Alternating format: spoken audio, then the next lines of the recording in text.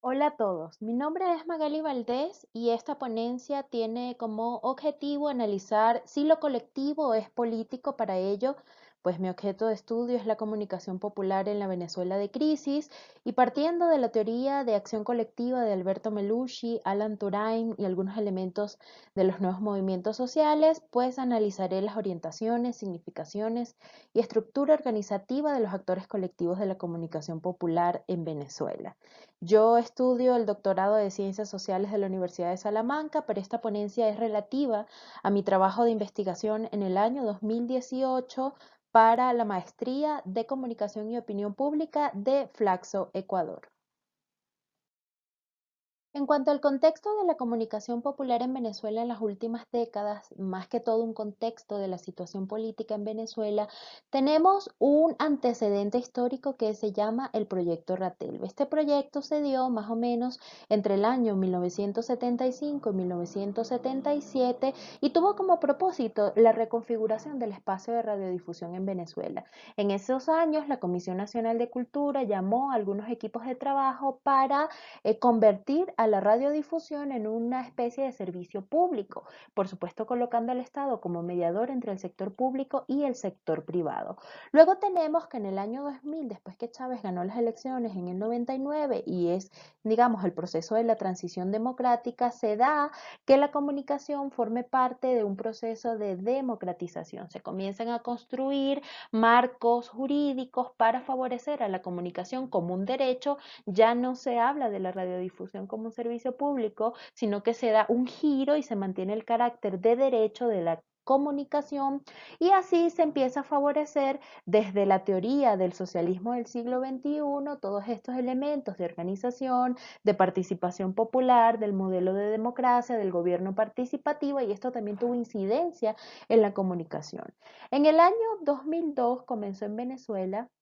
En realidad comenzó en el 2001 lo que fue conocido como la concreción del golpe de Estado en abril del año 2002 al gobierno de Chávez. ¿Qué pasó? Que en el año 2001, un año antes, Chávez emite un paquete de 43 leyes por vía habilitante, entre ellas la ley de hidrocarburos y las élites de PDVSA que se habían de alguna manera incomodado por la asignación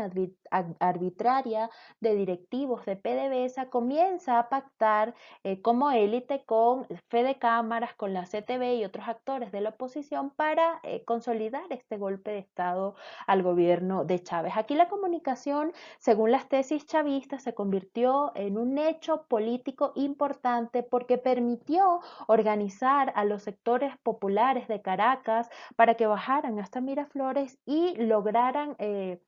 pedir la restitución del hilo constitucional en Venezuela. Es decir, ellos habían votado por Chávez y pedían que Chávez volviera al poder a terminar el mandato por el que lo habían elegido. Algunos autores como Mainol, Margarita López Maya, Convellas, digamos, dicen que las fuerzas opositoras han demostrado en este acontecimiento que tuvieron una deficiente capacidad de aprendizaje con desorientación política. Y aquí en el 2002 los medios de comunicación también jugaron un papel importante porque mantuvieron un estado de desinformación. También se considera que una significativa porción de venezolanos logró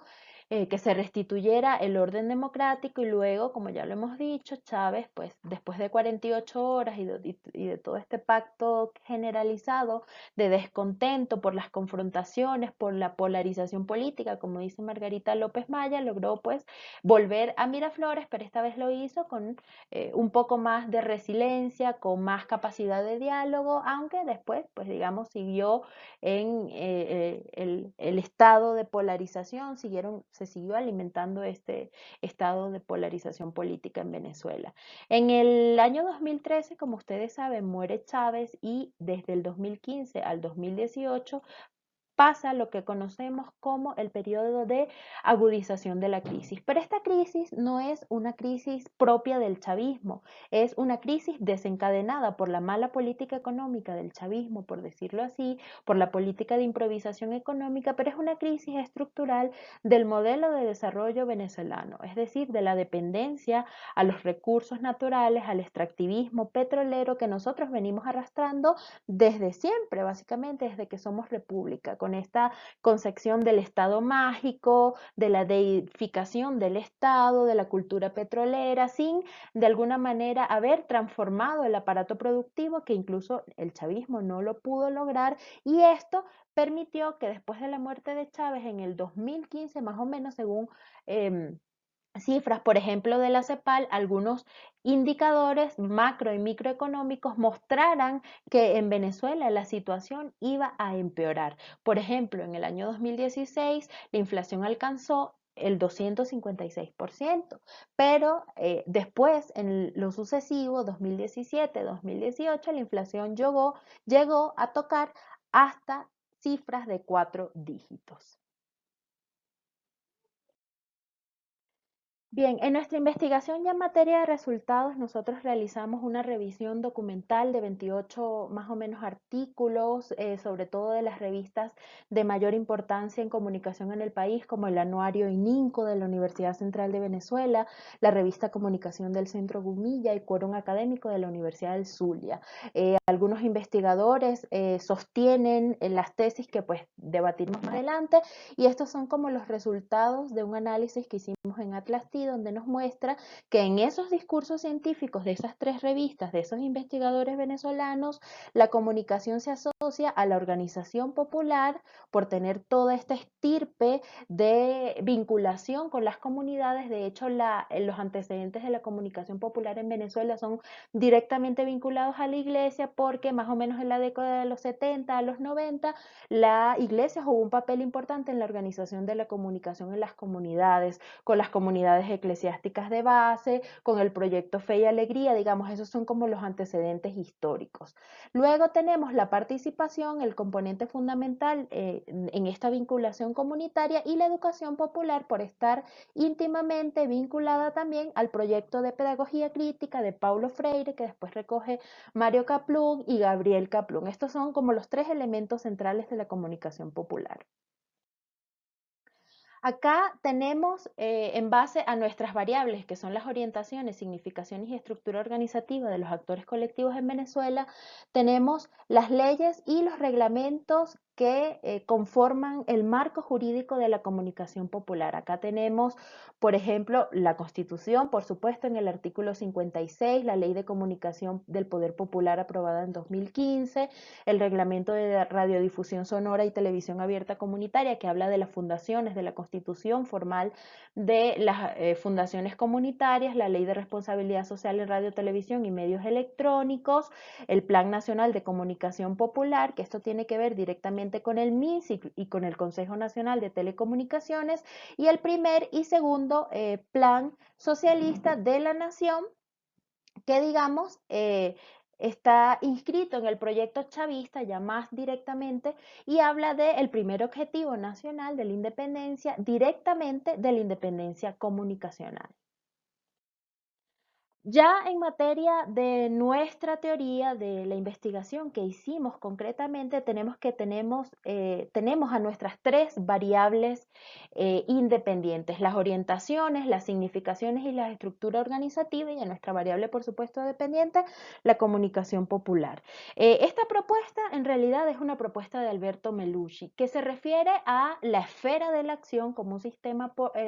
multipolar configurado por elementos que en este caso serían nuestras variables independientes, y estos elementos nos permiten analizar a nosotros cómo está configurada la identidad colectiva de nuestros actores. Tenemos que las orientaciones no son más que estructuras cognitivas y nuestros indicadores para esta investigación son los fines y objetivos, el uso de los medios y las relaciones con el ambiente. En cuanto a las variables significaciones, las concebimos y las determinamos como inversiones motivacionales. Y aquí nuestros indicadores son identificación, reconocimiento y restricción o limitación, por supuesto, de la acción. La estructura organizativa no son más que las relaciones y las emocionalidades al interior de la acción colectiva. Para ello, nosotros elegimos las negociaciones, la identificación con el adversario y las oportunidades de participación como nuestros indicadores fundamentales. Todo esto, por supuesto, como ya lo he mencionado, nos permitirá identificar el tipo de identidad colectiva. Esto se refiere a toda una posición holística, hicimos un diseño helicoidal que renuncia, digamos, de un modo significativo al modelo científico lineal, sino que se alimenta de las contradicciones de la investigación, nos permite recuperar los datos y de alguna manera íbamos avanzando, creando toda esta, desde la teoría de acción colectiva, reconstruyendo todo este panorama de la comunicación popular en Venezuela. Ya en materia de resultados, podemos observar que el gráfico 1, donde les preguntamos a los comunicadores populares qué entendían ellos por comunicación popular, nos decían en un 39% que se refieren o que lo conciben con un proceso. Luego, en un 19% una causa, en un 13% un rol y en un 10% trabajo, así como resultado. Es decir, la comunicación para ellos es un proceso vinculado a la organización, a la participación y, por supuesto, a la educación popular. En cuanto a los objetivos de su acción, tenemos aquí algo muy interesante y es que los comunicadores populares en un 25% consideran que sus objetivos son políticos y comunicacionales, como podemos observar. Luego en un 20% son sociales y en un 23% comunitarios. Muy poco porcentaje para destinar al tema económico. El impacto de la crisis. Ellos opinan que en un 35% la crisis motiva su acción y en un 32% la complica. Luego, en las preguntas abiertas que les hicimos, ellos coinciden con el Estado, con el gobierno, en que la crisis forma parte de toda una estrategia de bloqueo económico al país, que a su vez termina siendo lo que es denominado por el gobierno y por los actores colectivos como la guerra económica. En cuanto a las instancias con que mantienen relaciones cercanas, acá también tenemos en nuestra tabla de frecuencias algo muy importante y es que la mayor parte la tienen entre movimientos y comunidad, es decir, estos son con quienes mantienen una relación más cercana, mientras que con los partidos y las instituciones, por supuesto, de gobierno, también casi muy cerca mantienen una relación estrecha. Esto quiere decir que su prioridad es la comunidad, luego están los movimientos y el partido, así como las instituciones, se convierten también en instancias fundamentales para el desarrollo de su acción colectiva. En cuanto a la vinculación con otros actores, fundación comunitaria, cultural o colectivo y radio comunitaria, televisora comunitaria, mucho menos, al igual que prensa popular. Esto se debe a que del registro que tiene el Ministerio de Comunicación de 280 organizaciones de comunicación popular, muy pocas tienen un carácter de radio comunitaria o de televisora comunitaria o de prensa popular. La mayoría son organizaciones, movimientos, colectivos, o sea, hay mucho más y por ende hay una vinculación mayor con esta figura que es la que se repite mucho más en el escenario del campo de la comunicación popular. Luego las radios comunitarias, la televisora comunitaria y la prensa popular. El grado de identificación con la participación ciudadana. Nosotros lo que hicimos fue en la revisión de textos, reglamentos para desagregar el tema de las significaciones, de nuestra variable significaciones, recogimos lo que decían estos documentos y los convertimos en una especie de ítems con los que ellos se identificaban o no. Aquí la identificación sobre la participación ciudadana es como un derecho. En el tema de las significaciones sobre instancias y organismos, por una especie de cercanía que puedan tener, la mayor parte se la lleva la Dirección General de Medios Alternativos. Como vimos anteriormente en la vinculación con instituciones, esta sería la institución con quien mayormente tienen relaciones. Luego el Sistema de Comunicación Popular, los Consejos Populares de Comunicación y el Consejo Nacional de Comunicación Popular. La canalización de demandas. Igualmente, todos estos son principios que se encuentran en los documentos Soberanía y Democracia Comunicacional, Uso responsable y crítico de los medios y Regulación y Contraloría Social. Aquí lo que hicimos fue preguntarles pues si tenían demandas asociadas con todos estos principios y qué tan fácil o difícil se les hace a ellos canalizar estas demandas. Pues vemos que la mayoría son limitadas, es decir, tienen muy poco acceso a cumplir las demandas que le hacen al Estado, al gobierno, a las instituciones sobre todos estos principios que hemos pues mencionado. En cuanto a la definición del adversario, este es un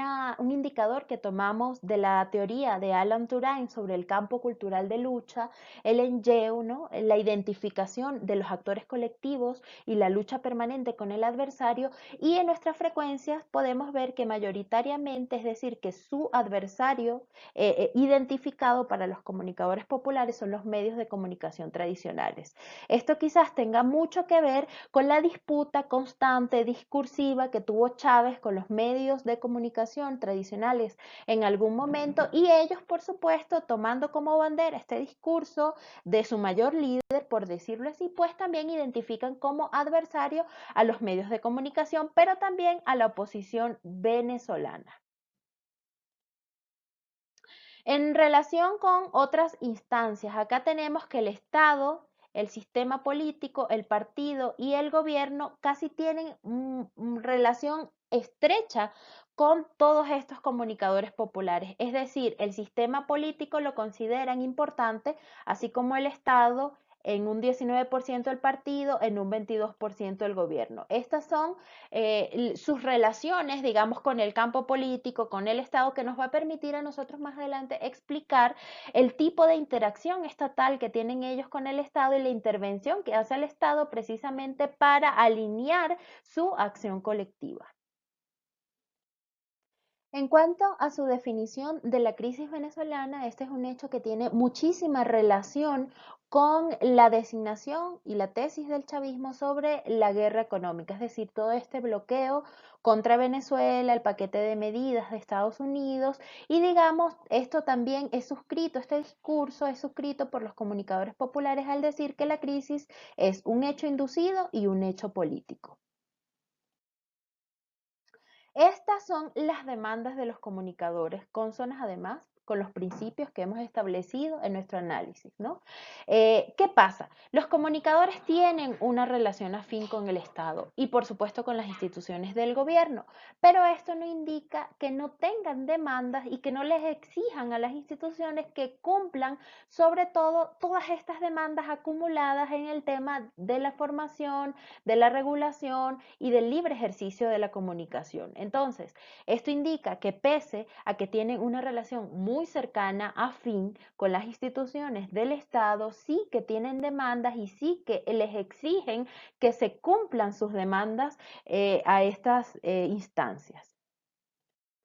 Pues bien, después de todos estos resultados que hemos presentado en torno a nuestras variables de orientaciones, significaciones y estructura organizativa para de alguna manera analizar cómo se ha configurado la identidad colectiva de los comunicadores populares venezolanos, debemos decir que nuestros actores colectivos estudiados aprovechan las estructuras que les da el Estado para construir su identidad colectiva, la cual es eminentemente política y se alimenta constantemente de la coyuntura y del discurso gubernamental que se utiliza para, de alguna manera, suscribir el proyecto nacional en Venezuela. La comunicación popular es un proceso de acción política, no se puede concebir la comunicación sin la práctica política para estos actores colectivos, y para ello es necesaria la interacción estatal, es decir, el sistema de alianza institucional,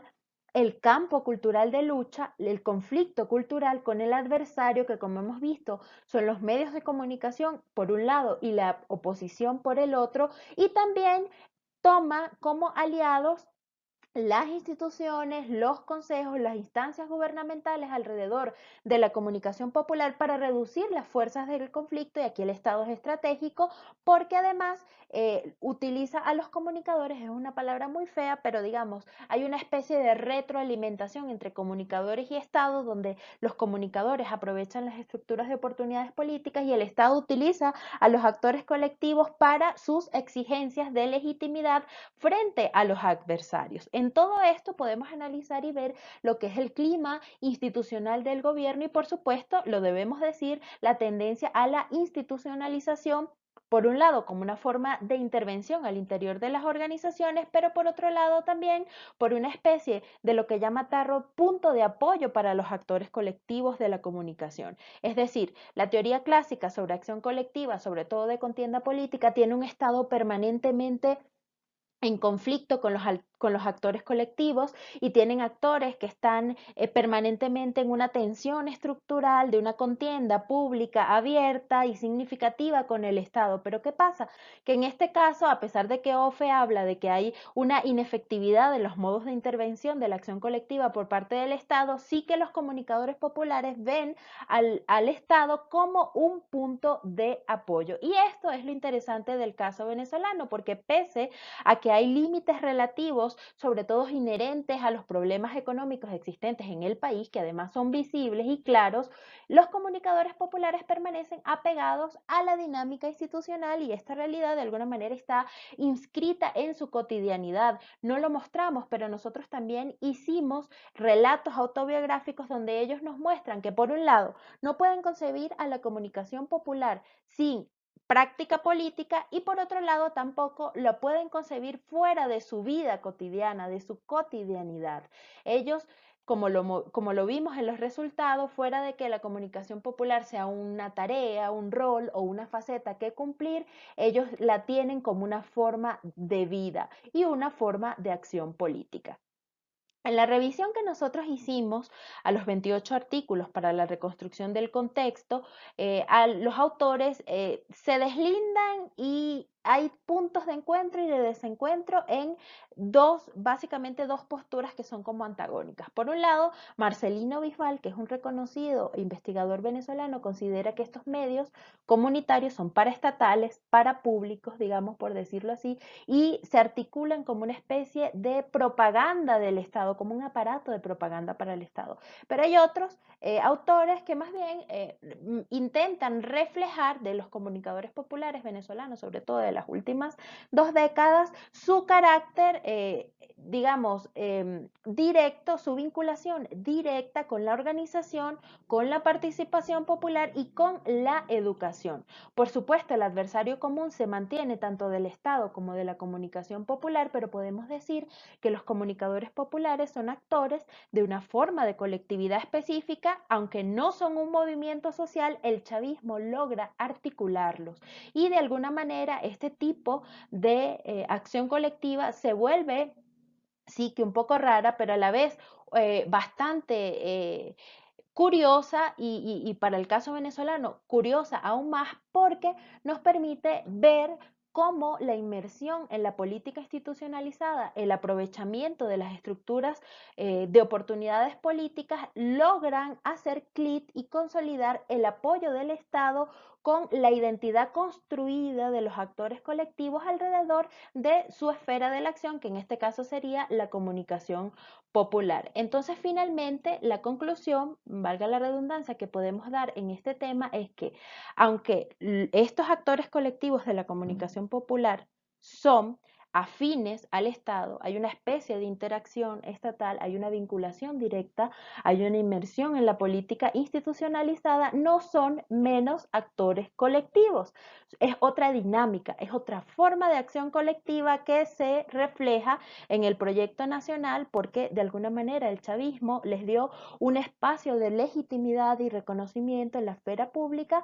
y creó condiciones para el desarrollo de esta identidad y acción colectiva. Muchas gracias por escucharme. Como yo les había comentado al inicio, mi nombre es Magali Valdés, soy estudiante del doctorado de Ciencias Sociales de la Universidad de Salamanca y les presenté mi ponencia de mi tesis de maestría sobre comunicación popular vista desde la acción colectiva para analizar si lo colectivo realmente es político. Muchas gracias.